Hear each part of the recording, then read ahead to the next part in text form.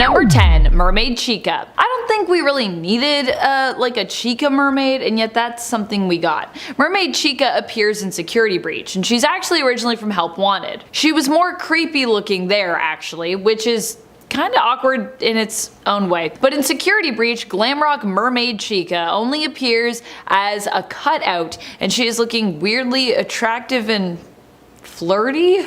I don't know if it's just me seeing that, but her design has definitely been made less creepy and more cute at the very least. This version of Chica also doesn't have a cupcake, but instead has an oyster to supplant her little animatronic cupcake sidekick. And if you didn't already know, we have a new channel that you need to check out. It's the next biggest thing, and you'll want to be one of the first 100,000 subscribers, trust me. It's Most Amazing Top 10 Anime. Press pause, go sub, then come back and join me as we count down. Number 9. Getting the Fazwatch. Another strange thing in the world is when you as Gregory berate Glamrock Freddy for talking so loudly. One, it's pretty awkward how inherently rude Gregory seems here and just in general. Freddy only seems to want to help, but Gregory constantly criticizes him for doing even that, complaining that the booming volume of his voice could all too easily attract the security guard Vanessa, who Gregory does not trust and doesn't want to find him, which kinda also seems suspicious. What are you hiding, Gregory? Why don't you want security to find you? But the other weird thing is that before this, you were in Freddy's chest cavity, and in order for him to communicate with you without being outright heard, he decides to give you a Fazwatch.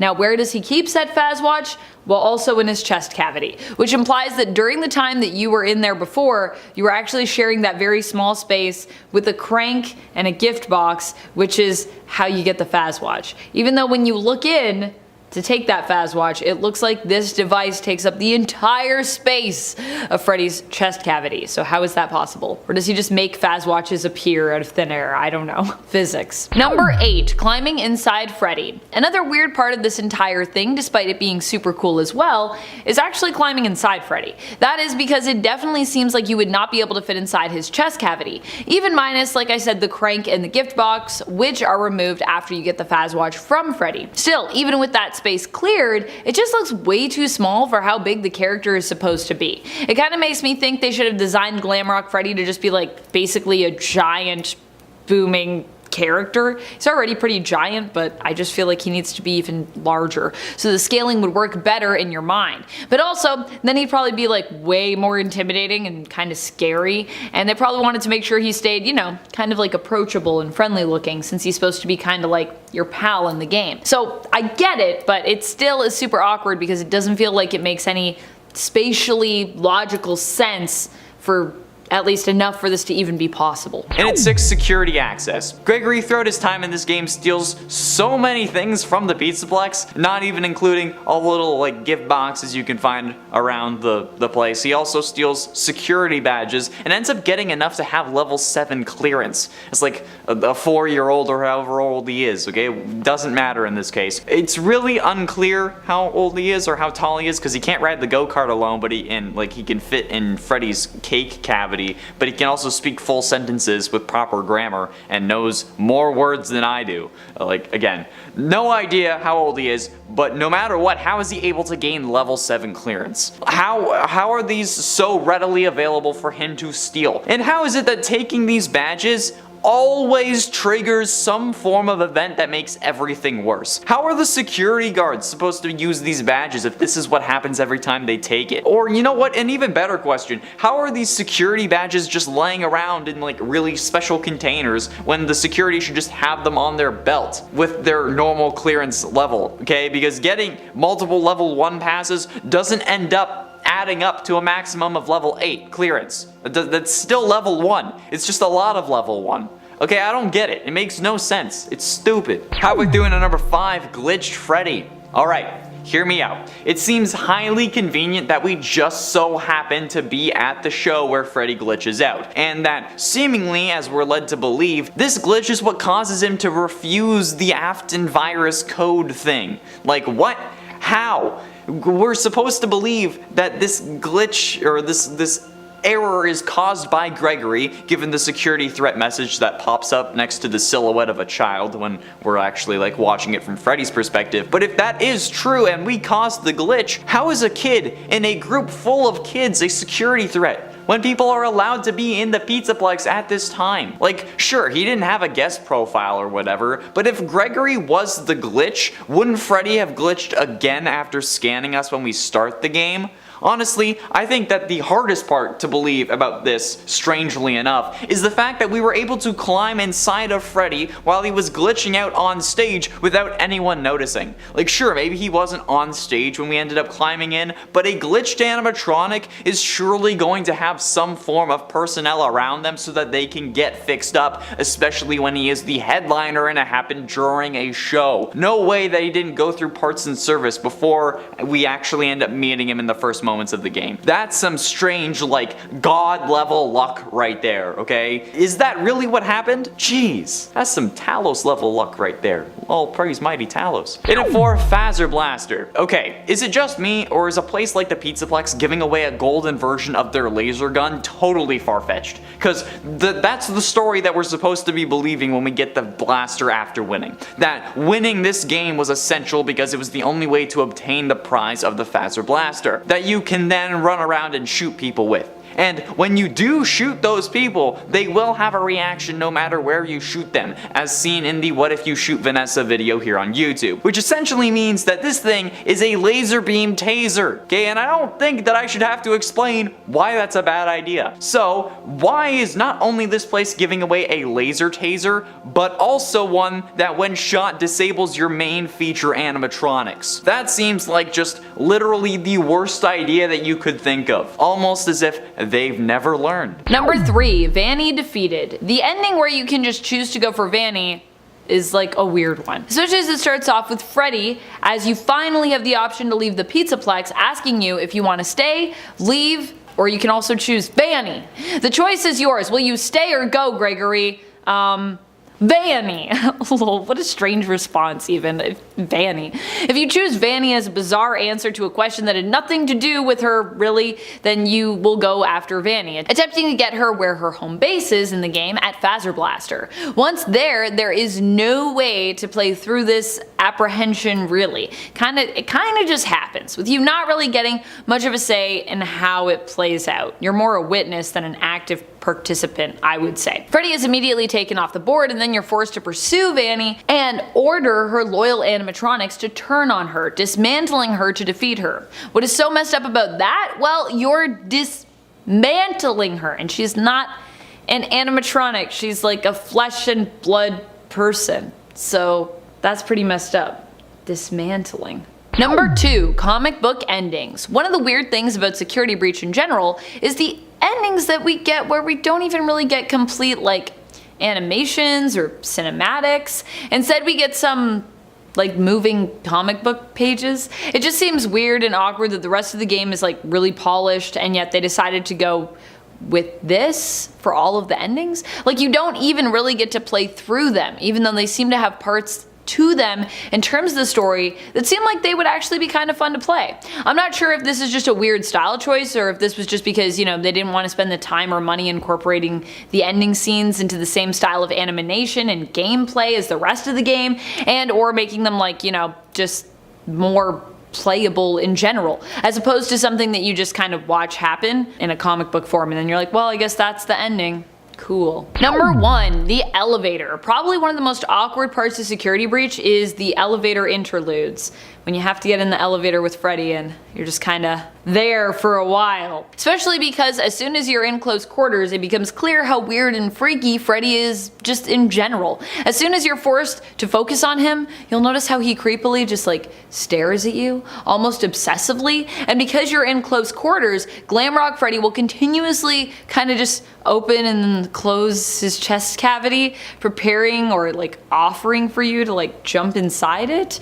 It just seems really sinister, even though he's your friend and you know Freddy wouldn't harm you, but you can't help but question this odd behavior, or at least you're definitely freaked out by it. It's just a weird time. I feel like when I'm in the elevator, I'm like, just don't look. Just don't look at Freddy. Look anywhere else. In at 10 paint cans. After starting the game and getting to the free roam section of Security Breach where you have the tutorial for distracting animatronics, I just want to mention how goddamn lucky that is, okay? Like, one of the animatronics that you're going to need to avoid, no matter how damn fine she is, you need to avoid her, is literally eating garbage right in your way. But somehow, there's also a stack of paint cans randomly on a random cart in the middle of the hall in front of you. The cart is also, for some reason, blocking the hall, which I'm sure multiple employees love having to take the long way around, but it's fine that it's blocking the way because you can knock over these convenient and empty paint cans so that Chica will come and investigate it. I'd say her taking the way that she does is also lucky, however, this is like one of the only times where pathing makes sense since she's right next to the door that she ends up using, and I think that any other person in this situation would have done the same thing. However, one thing that I don't understand is in at 9, inconvenient exit. During the so-called interrogation and torture scene in Parts and Service, from what I've been seeing YouTube videos titled online, Vanessa is questioning Freddy about Gregory and accusing him of helping Gregory, which I mean is true, but she shouldn't have to actually accuse him of that, more on that later. But after telling him that she's gonna leave him down there until his casing can be put on a new endo, which doesn't really make sense if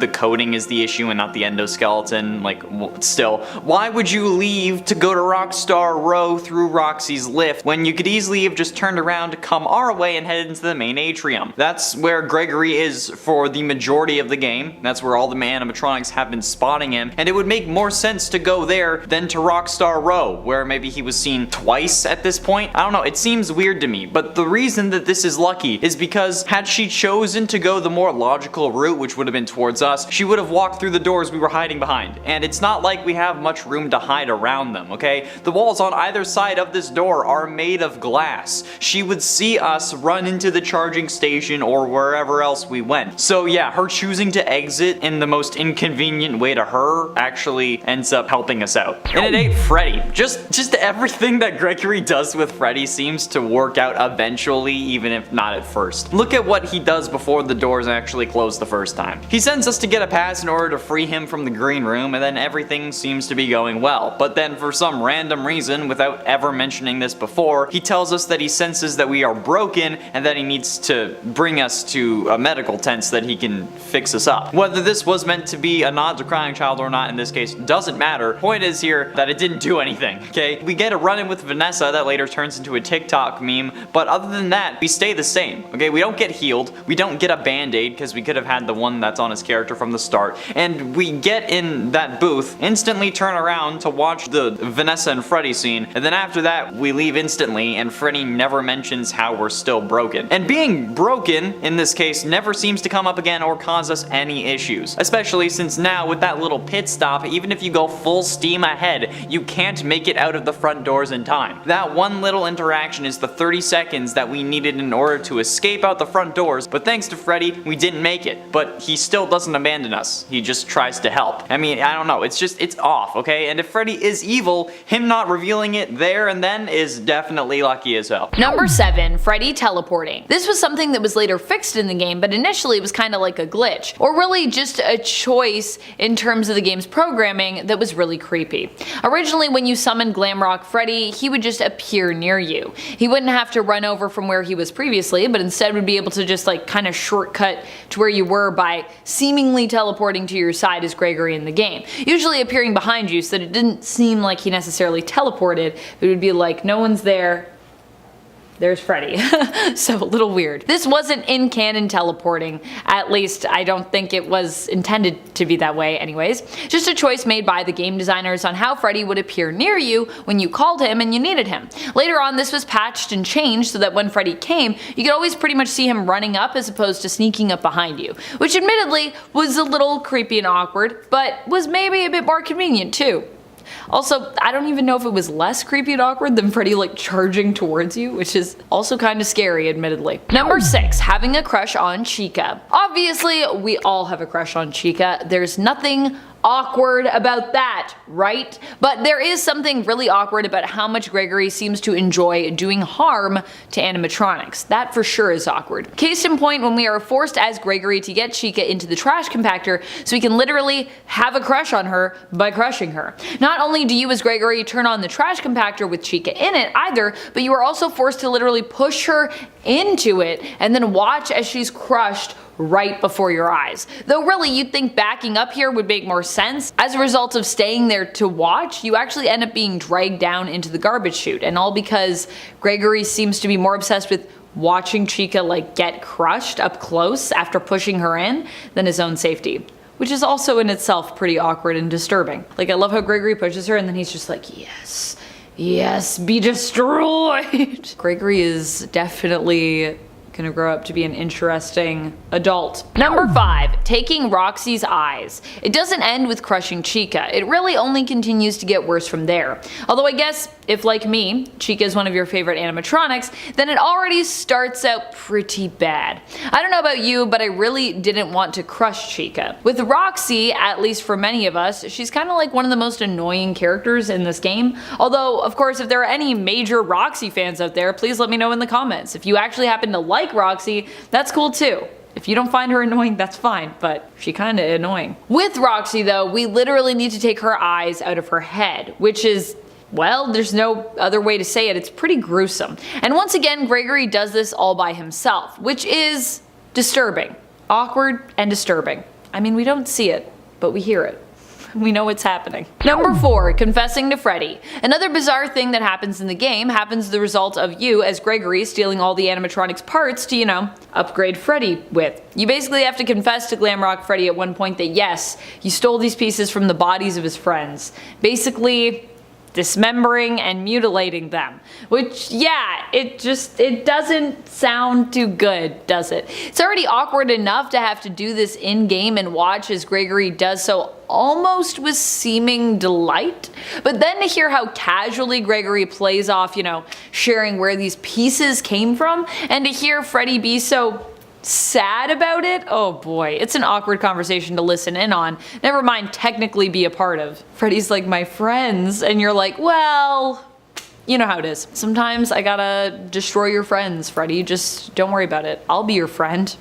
I'll be your friend. And ultimately, in number 2, Boy Genius. The absolute mountain of knowledge that this kid has exceeds my own, okay? This kid is the size of a 4-year-old. He can fit inside Freddy, baby strollers, like popcorn kind of vending cart things that you can find around the Pizzaplex, and various other small areas. He's too small to drive one of the go-karts alone and has to get one of his, like, the instructor bot things. But he knows how to restart generators, operate a trash compactor. He's strong enough to restart generators, and he's also capable of driving a car as well as identifying the car battery, connecting jumper cables on a car battery properly, and then using those to fix Freddy's recharging issue, okay? How does this make any sense? And how do they solve that issue in literally any other ending, okay? Because Freddy is still going to need to recharge every hour, supposedly, or at least he says that he does. I don't really believe that that's a story for another day. But like, how does this happen? Okay, how do they solve that issue? This kid knows more words than I do, but is somehow the size of a 4-year-old. Maybe even smaller, okay? It makes absolutely no sense. And this kid's weird superpower is what makes this game so confusing. It really only makes sense if he's a robot that's supposed to mimic a toddler who's been operational for decades and has been learning the whole time, okay? Or that Security Breach is really just a cleverly skinned Jimmy Neutron fan game, okay? Which one is more likely here? And finally, in at number 1, Free Roam Freddy. We've talked a lot about the parts and service section, okay? Because Gregory just seems to have gotten extremely lucky at multiple points in this chapter of the game, one after the other. However, the luckiest, I think, comes from after Vanessa leaves Freddy in parts and service. She says that it's so that his casing can be put on a new endo after either corporate gives the green light or they have someone on the clock who can actually just remove it and put it on someone else. But she doesn't seem to be suspicious that he's walking around Rockstar Row literally within like maybe 3 minutes if you've played the section before. before and don't mess up the memory game, okay? Like,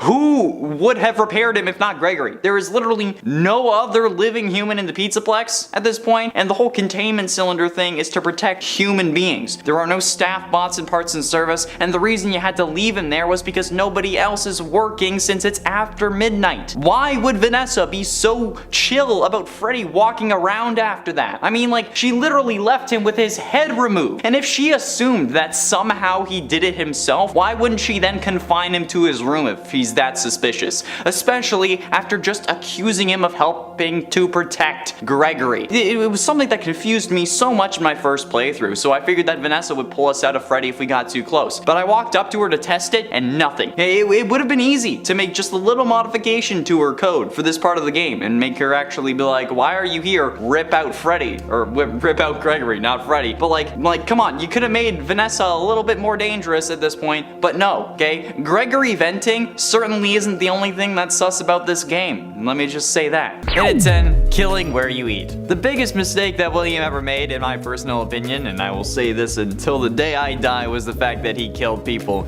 in his restaurant, okay? It's unknown if this was always his intention, but like, come on. Who would think that this is a good idea? Like, who in the comments wants to come at me and try to justify killing your prime demographic in your place of business, okay? Dealers don't kill their customers, okay? Mechanics only bleed their clients dry of their money, not their blood. So like, why would William think that this is a good idea? Literally, go anywhere else. This is just like, it's basically killing in your house and then like calling the cops and saying, hey, I killed someone in my house. It's putting unwanted attention and scrutiny on literally everything you do just so they can try to catch you. Like, you even end up getting banned from going back into your building when the investigation is underway. And it's not like it helped your business. You had to close the first location because of this, resulting in you having to open another one that killed your daughter.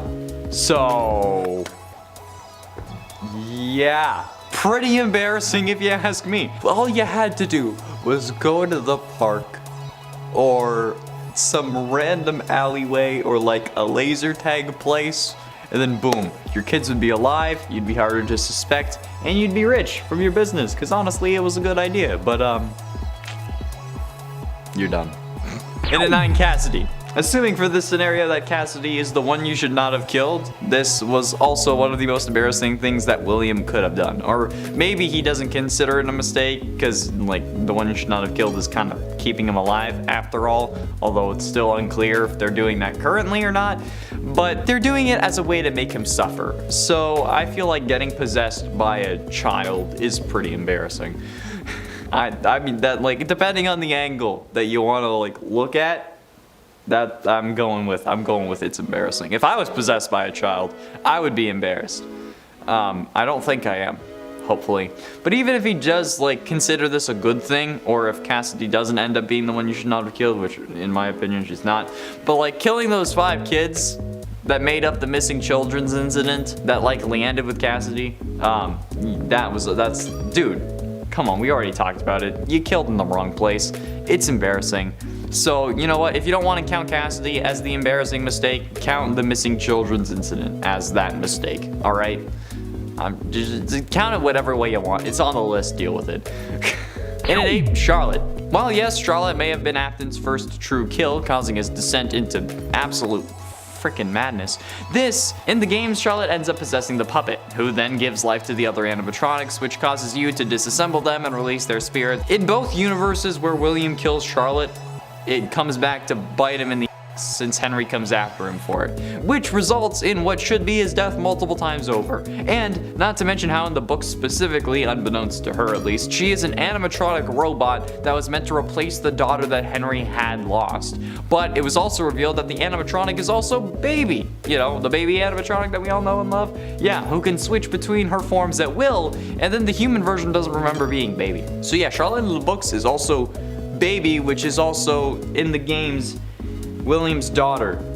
And at 7, Vanny. There were a load of complaints about how Vanny was an underutilized villain, and I totally agree. She only shows up like maybe 5 times in the main story, but like every time she does, she seemingly is taunting us instead of actually pursuing us. Like sure, if she gets close enough she will charge, but in my mind that's just her thinking like, oh, I actually have a shot now, might as well try and grab him. But her just casually skipping while going after Gregory and then only really coming at him like 5 times in total is actually pretty solid luck on Gregory's part. Like she always seems to know where Gregory is when she does show up, so if she was around regularly we would have to constantly be on the move. And she also shows up whenever Gregory doesn't have access to Freddy, as if it's like she knows that he doesn't have access, which would only make this worse for him, but it's fine, which in my mind at least is pretty damn lucky. This is one lucky duck, let me tell you. And at 6, Disassemble. In the Phaser Blast ending, the one where you push the button instead of playing Princess Quest 3, Gregory actually ends up ordering the robots to disassemble Vanny. Gregory being willing to kill Vanny here is pretty messed up. However, it's lucky that these staff bots even understood that command. Okay, Vanny is a human, not something that's typically seen as capable of disassembly, okay? When a serial killer hacks up a body, okay, the police don't say that the victim was disassembled, they say they were dismembered, okay? This guy kills Vanny and then only gets emotional when he has to go talk to a destroyed Freddy. Okay, like dude, okay, Vanny is literally bleeding out next to you. We saw what happened to Freddy, okay? That was the disassembly. So yeah, couldn't you just have said like stop or restrain Vanny? Particularly stop, okay? You didn't have to say freaking disassemble. I get that she said that about Freddy and it was fresh in your mind, but dude, okay? You're not panicking about literally anything else. And if the robots hadn't understood that command because, humans aren't disassembled, then it would have caused you a hell of a lot of pain. It worked on Freddy because robots can be disassembled because they get assembled in the first place. But now I am definitely going to start calling pregnancy assembling a human now, so that's fun. Thanks for that. Halfway through into number 5, Not a Snitch. Okay, I don't know how Gregory survived security breach in general, alright? There were plenty of times that this kid could have got. Particularly though when Freddy gets grabbed by the Moondrop animatronic right outside parts of service. You're telling me that Moondrop, the daycare attendant, the guy who has been chasing us every hour on the hour, told Vanessa that Freddy was in the parts and service room, but didn't mention that we were in the recharge station right next to it? He knew we were there. He waved at us while taking Freddy away. And then Vanessa talks to Freddy as if she doesn't know that we're listening in. It's almost like they're putting on a show. Like sure, the daycare attendant isn't able to get us while we're in a recharge station, but we clearly aren't visible to him. He waved. So why wouldn't he also inform Vanessa about a kid in the recharge station while also saying, oh yeah, and I got Freddy? Okay, and if he did, why not bring that up when talking to Freddy instead of just asking him if he's helping us? Okay, it doesn't make sense. Daycare attendant not ratting on us is definitely a lucky moment, okay? I guess maybe he knows that snitches get stitches and that Gregory will tear him limb from limb with a smile on his face if he did, so maybe that's how it works. And at 4, Destruction. Speaking of tearing animatronics limb from limb, isn't it convenient that there is a way to break every other animatronic that isn't Freddy, and then that leaves the animatronic broken in the right way to remove whatever aspect that you actually needed to upgrade Freddy? Hell yeah it is. It's so lucky that there is somehow a way to break each of the animatronics in the perfect amount for the animatronics as well, okay? And it works the first time. And even with Chica, okay, we push her into a trash compactor and somehow don't get crushed ourselves, despite her grabbing onto our leg, okay? We only get pulled into another area that we can still get back to the Pizzaplex through, instead of being pulled into the trash compactor and crushed. So yeah, needless to say that looking at it logically, it's extremely lucky that there is a way to destroy each of the evil animatronics in a way that allows us to access their specific upgrades. Even though we didn't need to crush the animatronics and instead it could have just chilled in Freddy's green room until 6 AM when the doors opened. So yeah, lucky us! And finally, into number 1, Springtrap. Being the genius behind some of the most advanced robotic technology in the universe, we expect a lot from William, okay? He's the suit technician, he's the main killer, he seems to be the CEO of the company,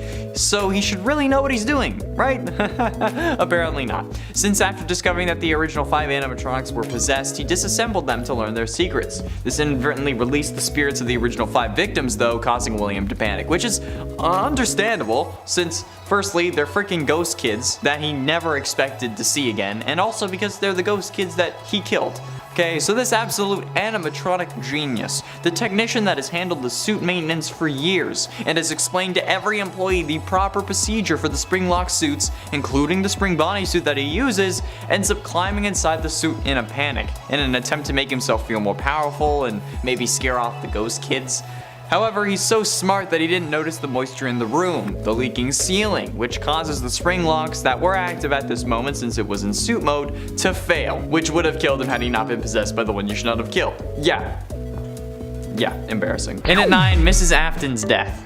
This is more so embarrassing because of the community as a whole. The story of Mrs. Afton, if there even is one, is a mystery that we've been debating for ages. A story that hasn't even had a slight amount of explanation, okay? No references, no mention of an actual name, nothing. So naturally, there are theories. However, these theories have no actual base in game lore, and instead focus on FNAF animated music videos, and stories, and fan fictions that are treated as canon, and sometimes heavily so. The truth is that we have no idea what happened to Mrs. Afton currently, alright? We don't even know if there really was a Mrs. Afton or if it was just like a baby mama or a one night stand, or like maybe William ended up having like a surrogate so that he could have children of his own, alright? His kids may also just be adopted. There's a whole series of explanations as to what can actually be the case. But either way, for some reason, okay, and I don't know what really caused this to pick up, a load of people think that Mrs. Afton died in a car accident. Like, I mean, it's a possibility. That doesn't mean that it's canon, okay? Technically, there's infinite possibilities, okay? I mean, there are also others that think that William killed her or that she just left him because she found out what he was into, but then again, for some reason, she would also have had to leave him with his prime demographic. Others think that the reason that she left was because he started killing. Others think that she died in a plane crash. And you know what? All are equally possible, but nothing is actually canon, so stop treating it like it is, because frankly, it's embarrassing. And at 8, Princess Quest. Another embarrassing moment for William. Alright, the whole reason he made Princess Quest a thing in the first place was to lock Vanessa away and prevent her from regaining control of her body whenever William needed it, okay? So why the hell did William create some sort of fail-safe to let her escape? Like, okay, maybe he didn't expect Gregory to come along, or maybe he did and figure it out, I don't know. But given the track record of this series and the amount of times William himself, just alone, has been burned, literally, you think that he would have smartened up already. But you know what? He didn't. And you know what? It's like having a self-destruction button, okay? It's like having something on the inside of the Iron Man suit or on the outside of the Iron Man suit that someone can just tap and then boom, it doesn't work anymore. Like, why? Why would you do that? It's stupid. If you want something to work, why give it away to not work? Like, this is one of the dumbest things that William has done. And at 6, Henry. Why did you think that killing Charlotte wouldn't have any consequences, okay? Like, you killed your business partner's daughter. That was probably pretty obvious to him, especially since he already suspected you were up to something, and he took extra care to protect his daughter, and then she still died. That is 100% the superhero origin story that Henry needed. A vengeful father if I have ever seen one, and he didn't even need vengeance when he was putting that green bracelet on his daughter. So then you know what? Then he's after you, or it seems like it, and you don't kill him next? Like, killing Henry would have done so many wonders for your criminal career. I mean, like, yeah, the cops were already suspicious of you. As long as they can't find a body, they've already said that, like, they can't arrest you without a body, apparently. So if they won't put you away for 5 missing kids, they won't put you away for a missing father as well. Especially a jury who has to be convinced beyond a reasonable doubt that you're the killer. And I mean, like, I don't know, that's kind of up in the air, and like, you'd rather not go to trial if you were being charged with murder, but still, without a body, there can't really be any forensic evidence. So if you just, I don't know, throw it in a wood chipper. Again, these videos are going to be the reason I get hauled into the police station. Halfway through into number 5, Elizabeth. Speaking of mistakes, let's talk about his own daughter. I get it, because she's a mistake. Actually, we don't know. She might be. I don't know how William thought that, like, this was a good idea, though. Like, I feel like this guy, like, trying to brainstorm how to capture kids more efficiently.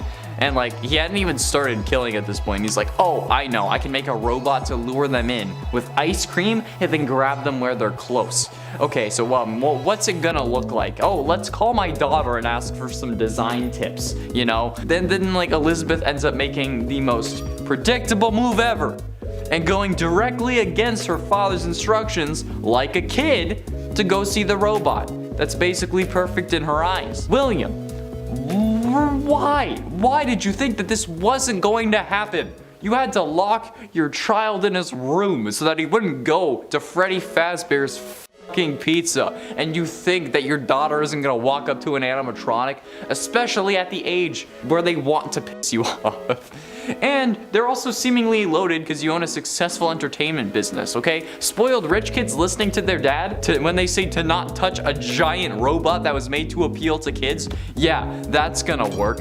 God, you're a special kind of stupid. It's embarrassing. It is embarrassing. It is truly embarrassing, bro. Okay? All you needed to do was have a blacklist and say, don't kill these kids.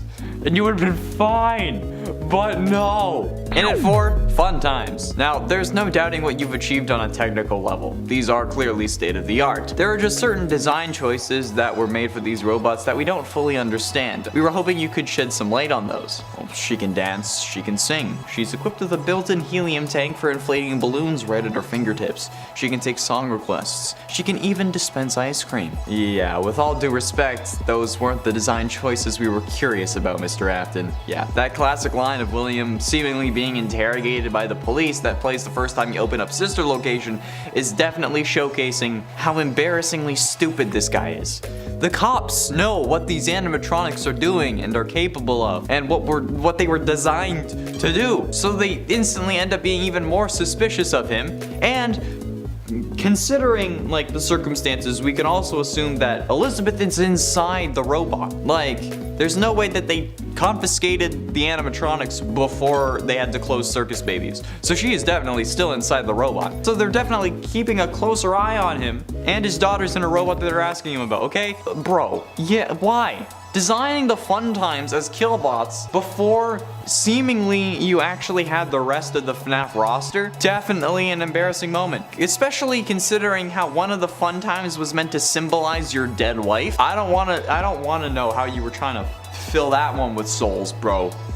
Leave me out of it. Getting close to the end in number 3, forgetting Foxy. I'm pretty sure that the Foxy mechanic was added to help keep the player from just keeping their screen down for the whole night, since I don't think you can really get jump scared if you don't bring up the tablet with the cameras unless like you're looking to the wrong side of the office. So Foxy was a way to ensure that you actually had to load up the cameras and hold them back as a way to actually have the possibility of being jump scared. Because if you don't look at Foxy throughout the whole first night, he can actually jump scare you. However, forgetting about Foxy and not checking Pirate's Cove is a horrible idea, even if unintentional. My personal strategy is to put the camera on Pirate's Cove when you close the tablet, so that you make sure that when you open it the next time, Foxy gets his dose, okay? He gets his attention. And just like Peanut, the SCP, he'll stay in place. And that just makes sure that I don't forget about him either, because my reaction time isn't fast enough to stop him from getting into the office. But ultimately, in at number 2, purple versus pink. The purple versus pink guy debate is the Mike versus Will Trap debate, okay? But it's from the early days, when all we had to worry about was different colors and not like 14 different purple characters. This debate came after FNAF 2's Foxy Go Go Go minigame, where some fans believed that the guy standing in the corner all smiley was a different group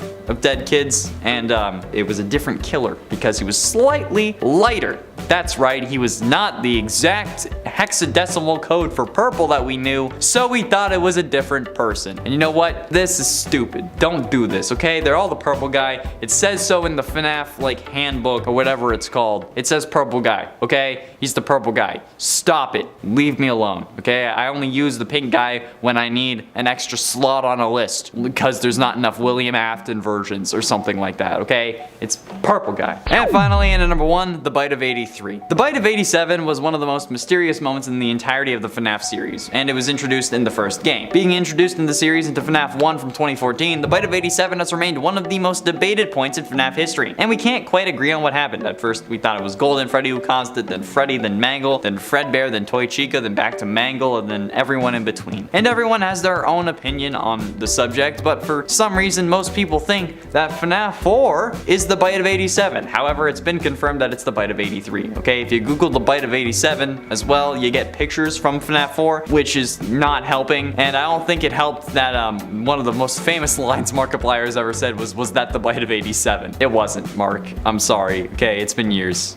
Everyone needs to stop it, okay? The Bite of 83 is FNAF 4, and I still see it in the comments today, so stop it. In at 10, closed doors. Okay, so the reason we get stuck in the Pizzaplex in the first place in this game is because we don't make it to the doors before midnight and then they close on us, somehow being unable to open again, despite that being a horrible safety hazard. But that's still awfully convenient for not only the game, but for Vanny and William Afton in general, right? I mean, it's not lucky for us, but this is is about the game's luckiest moments. So how did that happen? Well, before the doors close, Freddy sends us to get a pass in order to free him from his green room, and then everything seems to go well for that part. But then, for some reason, without ever mentioning it before, Freddy tells us that he senses that we're broken and that he needs to bring us to medical so that we can get fixed up. Even though we are literally inside of him at the start of the game, and when he pulls us out he scans us, but this is suddenly a new problem. Well, we then get a run-in with Vanessa, and then Freddy fends her off, but other than that, we stay the same. We don't get healed, we don't get a band-aid, we get in the booth, instantly turn around and then start watching the scene in front of us, almost as if it was just to like build our trust with Freddy. After that, Freddy doesn't ever mention how we're broken or injured again, especially since after that little stop, even if you go full steam ahead the fastest you can go sprinting the entire time, you can't make it out the front doors. In 9 you're supposed to be on lockdown. Freddy, you're supposed to be on lockdown is the first line that we hear Vanessa say in this game, and it's also the start of the meeting that I just talked about. The one that we really shouldn't have had because we weren't injured? Yeah, well, interestingly, this conversation actually also describes how lucky we are. Firstly, if Freddy is supposed to be on lockdown, why is it just Freddy who is? Like, why? Is it because he glitched out? And if that is the case, wouldn't you be glad that he's working again? You know, for the company's sake? And secondly, it's incredible that Vanessa sees Freddy, tells him that he's supposed to be on lockdown, and then doesn't escort him back, allowing him to just roam free afterwards. And then she doesn't even continue to go the way she was walking. After scolding Freddy, she turns around and walks back the way she came while she was searching for us, facing even more towards us while we're in the booth, and doesn't notice the feet under the curtain or the kid watching from between the curtains. Weird, right? Especially when she's supposed to be looking for us. I don't know, it just seems off to me, okay? It's like a whole load of this game does. Oh, by the way, if you're liking this video and want to see more weird moments from Security Breach that shouldn't have happened, hit like and subscribe and let me know in the comments. In at 8, Pizza Maker. When we end up getting trapped by Chica, if you don't try to escape through all chips and you try to go the other way, we end up getting stuck in a security office with only one working door, which Chica is guarding. However, we also just so happen to have access to a monitor connected to the online Freddy Fazbear Pizza Maker, an online service where we remotely control a robot to make a pizza that just so happens to lure Chica away from us. That's way too convenient in my eyes. There is no way that we just so happen to run into this office, the one that has access to this despite Freddy being disconnected for the main server for whatever reason. This computer is connected to it. I mean, I don't know how this is possible. This is way too lucky for this to just be luck. Oh well, okay? I mean, maybe it's not so lucky. The first time I tried this minigame, I got stuck in the tomato sauce machine, and I made some very disturbing step animatronic jokes towards Chica because of it. Actually, no, that was pretty funny. In at 7, Mic Trap. The Mic Trap versus Will Trap debate, at least in our comment section, seems to be over. Well, at least it was until other videos went out, because, you know, people are gonna start trolling again. However, the debate over who is in the Springtrap suit is sometimes still heavily debated on other comment sections and like on Reddit. And this is specifically thanks to the final scene from the sister location final cutscene that involved the final speech from Michael and the reappearance of Springtrap, confirming theories about him surviving the Fazbear Frights fire. However, the appearance of Springtrap, accompanied by the line of "I'm going to come find you," left some people thinking that Michael was the one in the Springtrap suit instead of William, also leading to the conclusion that Michael was the purple guy instead of William, which is also wrong, as confirmed by Scott when he said check MatPat's explanation on the subject, which MatPat concluded that Michael had no way of being the purple guy and thusly is not Springtrap. But, you know, people are still yelling about it. Even Scraptrap reignited this debate. Like, people now think, or at least used to also think, that Scraptrap was Michael or William, and that Springtrap was William or Michael. And at 6, Pizza Bot. One of the most interesting things to me in Security Breach was the Pizza Bot minigame, where you choose to go to the bottom of the Pizzaplex, and then like you go through the vent and try to escape the Pizzaplex instead of going through L chips. At that point, you end up getting locked in a security office where Chica is outside the only working door. So, to lure her away, you need to make a pizza using one of the chef bots. So then she goes and gets the pizza, and then you can leave through the door. It's actually like a really cool look into like the Fazbear Kitchen and how it operates now, with service bots kind of taking up the position positions of people because they can be unpaid, but also I'm guessing are more reliable to not kill people than humans, which is kind of funny when you're talking about this series. However, the funniest part about it was when I got stuck in the sauce machine and decided to say, "Oh no, Steph Chica," and that's what made this embarrassing for me. I said in a different video I would talk about it at some other point, and this is that point, okay? I don't know how it happened, but when I was making the pizza, I got phased into the sauce machine, which resulted in me being unable to actually finish the pizza, so I just had to wait to be jump scared to retry. But while I was waiting, I decided to say, "Oh no, Step Chica, I'm stuck in the sauce machine. I hope nobody comes by and licks sauce out of my," and then I won't finish that sentence because I think it's fairly evident where I was going. Yeah, that was a low moment for the barnacle. Halfway through into number 5, real life. The Twitter account Diamond Zia on June 27, 2020 tweeted out 3 photos with the line, "FNAF will be real in 48 hours." These pictures were of news articles. One from USA Today titled, "5 children have gone missing inside Chuck E. Cheese. Parents report smells coming ... One from Associated Press called, quote, "Post-hour worker at Chuck E. Cheese reported dead at 27. And a final one from the Something News titled, "Night shift worker at Chuck E. Cheese claims strange movements from animatronics during post-hours." However, this title had animatronics spelt incorrectly.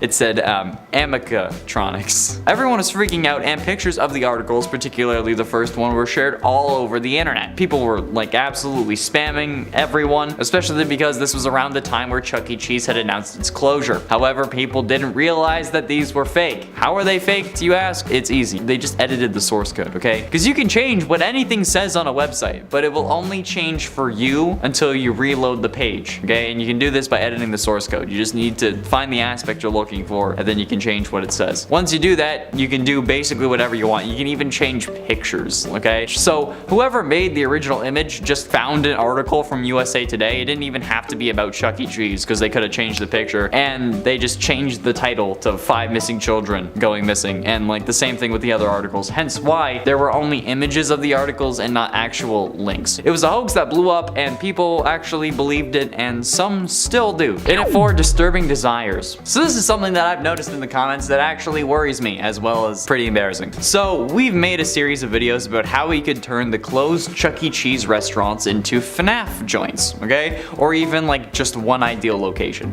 Not in Utah, though, ironically. But you see, in the comments of those videos, which you should totally go watch, by the way, then share them with Scott, because I want to kind of do that even if it's just open for like a week or a weekend. And I mean, like, if Mr. Beast can open fast food, I'm sure Scott can make this happen, okay? The comments, though, on those videos are full of various people telling me how they think it would be a great idea, because then they could die in the FNAF restaurant and go on to possess an animatronic. What? Why the absolute living would you want that? First of all, okay, possession, not real. That's not a thing in real life. I've yet to see real evidence of it or anything else paranormal. In addition to that, though, even going by FNAF rules, you would need to suffer in order to die and generate the agony that is needed to possess something. Since in FNAF, all possession is actually just a manifestation of your extreme agony grabbing onto something that's nearby, as we learned from Fazbear Frights and Dr. Phineas Taggart. Getting close to the end, and at number 3, Moondrop. While there are plenty of times that Gregory could have been made in this game, particularly when Freddy gets grabbed by the Moondrop animatronic right outside of Parts and Service, that should have been it. You're trying to tell me that the daycare attendant, the dude who really wants to get us, told Vanessa that Freddy was in Parts and Service in the room or whatever, but didn't mention that we were in the recharge station that was right next to it? I mean, like, he knew we were there. He waved at us while taking Freddy away. What? Then, when she talks to Freddy, she's talking as if she doesn't know that we're listening in. It's almost like they put on a show. Like, sure, the daycare attendant isn't able to get us if we're in a recharge station, but we clearly aren't invisible to him because he literally waves at us. So why wouldn't he inform Vanessa about this while mentioning Freddy? And if he did, why not bring that up when talking to Freddy instead of just asking him if he's helping us? It doesn't make sense. The daycare attendant not ratting on us is definitely a lucky moment, but I guess, I don't know, maybe he knows that snitches get stitches, or maybe since Moondrop is such a damn creeper, he wanted to save us for himself. Oh god. But ultimately, into number 2, destruction. Isn't it convenient that there is a way to break every animatronic that isn't Freddy that leaves the animatronic broken in such a way that you can remove whatever aspect that you need to upgrade Freddy? Hell yeah it is. Like, it's so lucky that there is somehow a way to break each of these animatronics in like the perfect amount for the animatronics as well. There's no more and there's no less. We don't have to use the same thing twice. And it works the first time. Even like with Chica, okay? We push her into a trash compactor because she isn't actually crawling in, and then somehow we don't get crushed despite her grabbing onto us and trying to pull us with her. We only get pulled into another area of this mallplex thing that we can then get back to the main pizzaplex through, instead of just being pulled into the trash compactor and having our heads explode. So yeah, needless to say that looking at it logically, it's extremely lucky that there is a way to destroy each of the evil animatronics in a way that allows us to get their specific upgrades, even though we didn't really need to crush the animatronics, and instead could have just chilled in Freddy's room until 6 AM when the doors opened. And finally, in at number 1, canon ending. During the true ending, or the Afton, burn trap ending, whatever the hell you want to call it, everything we experience is so freaking insanely lucky, like beyond even protagonist standards of luck. We have to fend off Burn Trap's attempts to take control over Freddy by setting him on fire using what are most likely the systems that Henry used to set the same building on fire in FNAF 6. I mean, it's incredibly thoughtful of the ground to only give out at the perfect moments that we fall into the room that we need to, with very easy to understand monitors set up connected to cameras in the various rooms that Burn Trap enters, and only those rooms, with buttons that light fires in the rooms that correspond to what the monitor sees. Plus, I mean, like, you really gotta think about it. How are these still working? It's clearly been a while. These cameras and old computers are still working for an unknown amount of years after being set on fire that was enough to ruin the building. Not to mention after falling into a sinkhole that had to open up beneath it. How is this all still working after that? And not only after that, but all of these computer monitors are literal dinosaurs. Like, if you go into an abandoned school library, this is what you will see. How did they work before the fire, let alone after? Okay, my parents have a monitor like this and it doesn't work, and I'm certain we took better care of it than a decrepit pizza brand that's been set on fire multiple times. So I don't know how this happened.